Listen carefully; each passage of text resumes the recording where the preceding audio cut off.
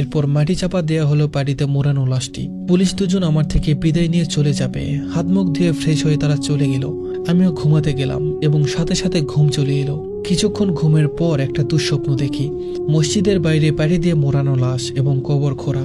উঠে দেখি রাত 2টার কাছাকাছি। বাইরে এসে দেখি লাশ আগের জায়গায় আছে, কবরটাও খুলে রাখা। তখন আমার ভয় চক্রবৃদ্ধি হারে বাড়তে লাগলো। আমি লাশটা উঠালাম। লাশের ওজন তখন 10 গুণ বেড়ে গেছে।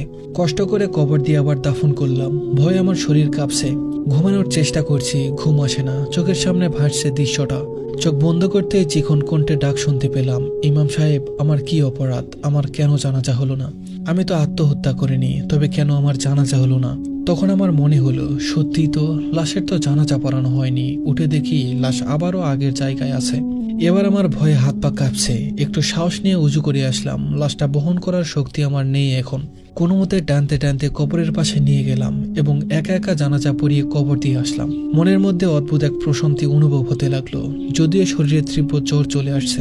ঘুমানোর চেষ্টা করছি, ঘুম আসছে না। কিছুক্ষণ পর ঘুম চোখে জড়িয়ে আসলো।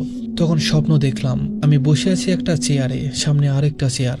একটি খুব সুন্দরী ও অল্প বয়সী একটা মেয়ে বসানো। মনে হচ্ছে তাকে জিজ্ঞাসাবাদ করা হচ্ছে। মেয়েটি হঠাৎ নীরবতা ভেঙে বলে উঠল, ইমাম সাহেব, চিনছেন আমাকে? আমি উত্তর দিব, কিন্তু কথা ফুটছে না, বোবা হয়ে গেছি।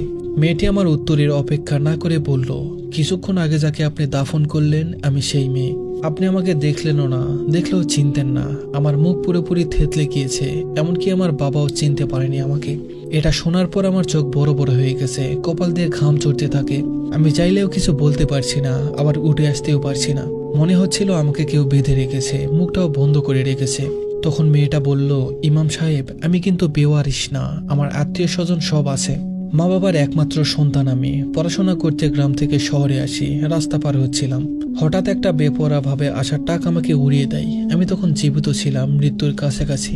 কেউ আমাকে বাঁচাতে আসেনি, এমনকি যে ড্রাইভার আমাকে চাপা দিল সেও একটাবার অনুশোচনায় পিছনে ফিরে তাকায়নি। আমি মারা গেলাম। আপনি হয়তো ভাবছেন কিভাবে আমি বুঝলাম আমি মারা গেছি সেটা।